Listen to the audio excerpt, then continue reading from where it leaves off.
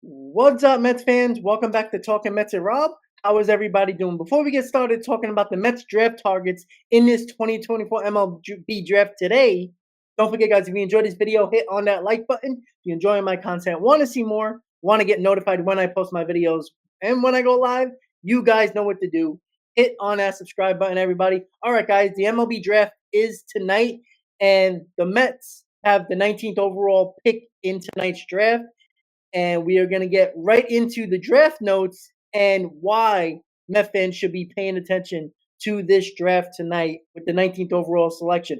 Obviously, because where the Mets are in payroll, they dropped down 10 picks from where they would have been in the number 9 slot in the top 10. But because of payroll, because of the MLB rules, they dropped down 10 picks and now have the 19th overall pick. Good news is they have $9.5 million, just over $9.5 million bonus pool in this draft. So they can spend that much on this draft. Next, in their slot at number 19, they can spend just over $4.2 million on that 19th overall selection, which is slotted for that type of amount of money, which is good news for the New York Mets, depending on who they want to get. David Stearns, obviously, this is his first draft running the New York Mets as president of baseball operations. What is he going to do? I highlighted, and you're going to notice, possibility of a lot of these mock drafts from all over different reports, all over different companies, from ESPN to Sports Illustrated to Baseball Perspective, every type of website you can find a mock draft. As all these players that I'm going to mention, and I'm highlighting 4 of them because the majority of the mock drafts that I've seen, 4 players have been mentioned a lot. And it's very one unique thing that we'll get to when we start talking about the players that you're going to look at that the Mets have not done in the past, that the Mets are eyeing as possible targets for that 19th overall selection. So who are the targets for the New York Mets, number 19th overall? Who will the Mets pick? There's a lot of ways to look at it, and the Mets are widening their spectrum of what they are looking for in a player to draft 19th overall. So these are the possible names and targets that the Mets will be looking at when it comes to mock drafts. Other possibilities that are not on the top of the list for the New York Mets in all these mock drafts, but a lot of possibilities are there. So the main guys that are highlighted in blue and orange that are big and bold is Seaver King, Vance Honeycutt, Carson Benge, Griff O'Farrell, and Brody Brecht. 4 of those guys out of the 5 are ones that I've seen a lot of mock drafts and had all these names in their 19th spot for the Mets to pick as a target in a lot of mock drafts. Overall, 4 names with asterisks next to them have been seen more in mock drafts of possibility of the New York Mets drafting them. And we're going to start with Seaver King. Then we're going to get to Vance Honeycutt, Carson Benge, and Brody Brecht. Right? These guys right here are more of a possibility because they slot right around where the Mets are selecting overall in the 2024 MLB draft. And of course, we're going to get really quickly to the other possibilities. Tommy White, third baseman. Billy Amick, third baseman. Dakota Jordan, outfielder. William Schmidt, right-handed pitcher. Cash Mayfield, left-handed pitcher. And Dax Whitney, right-handed pitcher. Those are guys that are possibilities, but based on what the Mets' main targets are, is the ones in a big, bold lettering in blue and orange. Those are the ones that we're going to really focus on. But the 4 asterisks next to their names, I'm going to get a little bit more into detail about them and who they are, what they are, a little bit of their stats, and what is their makeup, what is their comparisons to Major League Baseball players in the game today. And that's where we're going to look at in this overall draft and in this video. And we're going to get started with Seaver King. King went to Wake Forest University, and he is 6 foot, 185 pounds, outfielder, shortstop, mainly played the outfield in college, but could play shortstop for the New York Mets, depending on what's going to happen. The versatility is possibly there. We're going to look at it overall, but scouts have compared him to Mookie Betts with his overall size and versatility of King that reminds many scouts of Mookie Betts. A lot of scouts have talked about King's bat speed is what stands out according to a lot of scouts. And that is something that a lot of scouts have talked about when it comes to the pop off his bat, how loud of a sound the ball makes off his bat because of his bat speed. And that's something Seaver King has been known for throughout his years of college, and scouts have noticed that a lot when they watched him. He had a 47-game hit streak at Wake Forest, and in 60 games, he batted .308, an OPS of .954, 16 home runs, 64 RBIs, and 11 stolen bases. Seaver King, obviously, the name really jumps out you with, he wasn't named after Tom Seaver or named after Dave Kingman. But Seaver King is kind of a cool name to be wearing the orange and blue in Queens in the future, because that name is kind of cool. And it just seems like, hey, pick him. That's a pretty cool name. But what we're more concerned about is what he can actually do on the field. And he's looking like more and more he could be slotted into a infield position. You know, he's played outfield and shortstop. He played a lot more games at shortstop other than outfield, but there's a possibility of what are they going to do once they draft him is yet to be determined. So that is Seaver King from Wake Forest, outfielder, shortstop, 6 foot, 195 pounds, comparable to Mookie Betts.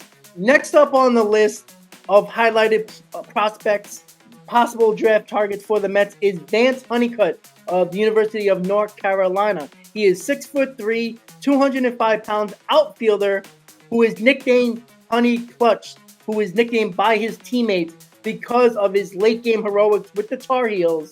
He was responsible for 38% of the UNC runs in the NCAA tournament.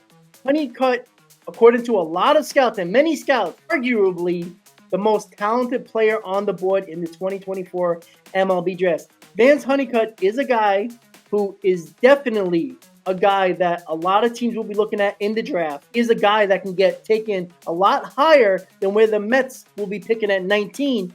But if he drops down, there's a strong possibility that Vance Honeycutt will be a steal in this year's draft if the Mets can get him at number 19. It's a long shot because there's a possibility he could go just above the top 10 in this draft. But if the Mets can get Vance Honeycutt, that's another outfielder to put in that farm system. And with a nickname like Honey Clutch, he thrives off of the pressure. He thrives in big game situations. He wants big situations. And that is what he did in UNC. And he is nicknamed Honey Clutch because of his heroics late in games in the NCAA tournament and scoring 38% of UNC runs in the NCAA tournament. That's a guy you can trust in the big spot. At least that's what we're told he's done in UNC.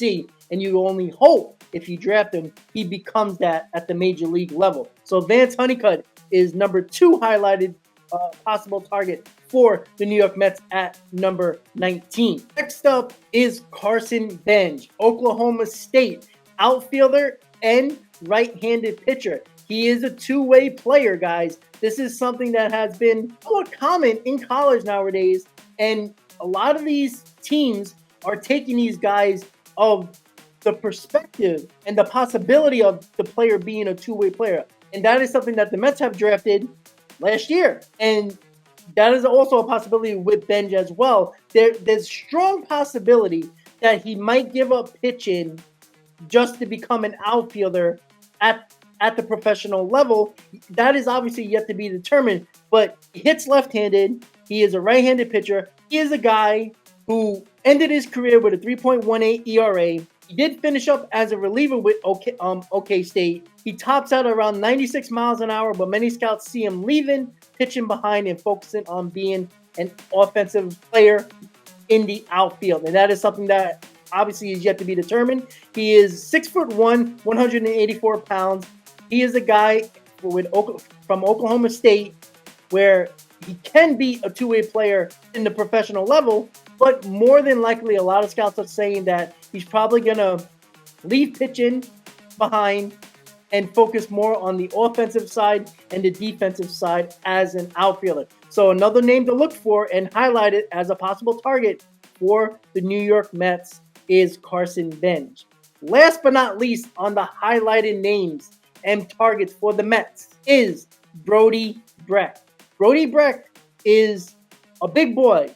He is from the University of Iowa, right-handed pitcher, 6'4", 235 pounds. Many scouts have compared his fastball and slider to none other than Paul Skeens, who we've seen dominated lineups in MLB and is now starting in the All-Star game this year. Brecht tops out at around 99 miles an hour and occasionally touches 100 plus on the radar gun with a nasty slider of 87 to 89 miles an hour, and that has a lot of vertical and horizontal action on that slider.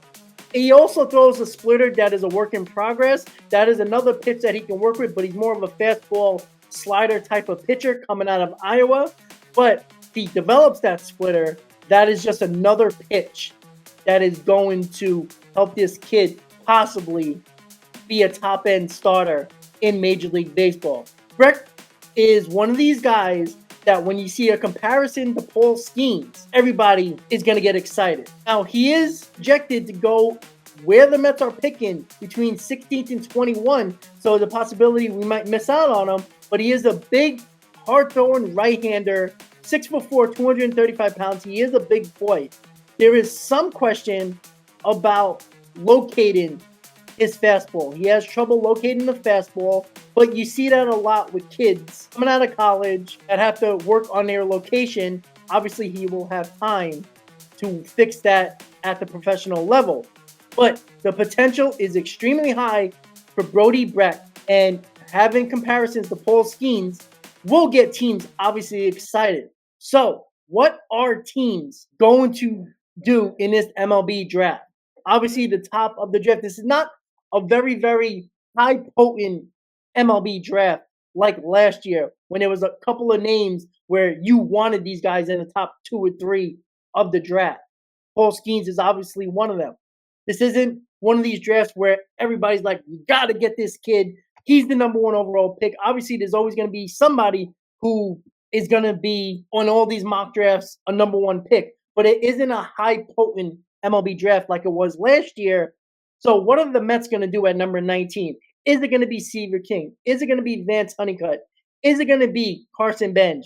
Is it going to be Brody Brecht? Outfielder, shortstop, outfielder, pitcher, other outfielder, and then a right-handed pitcher. There's a lot of options for the New York Mets to choose 19th overall. David Stearns has some work to do in this MLB draft. But the unique thing that I was talking about to start the video is, what have you noticed with all these selections or possible targets for the New York Mets? They're all college kids. How many times have the New York Mets selected high school kids? That's not the worst thing in the world.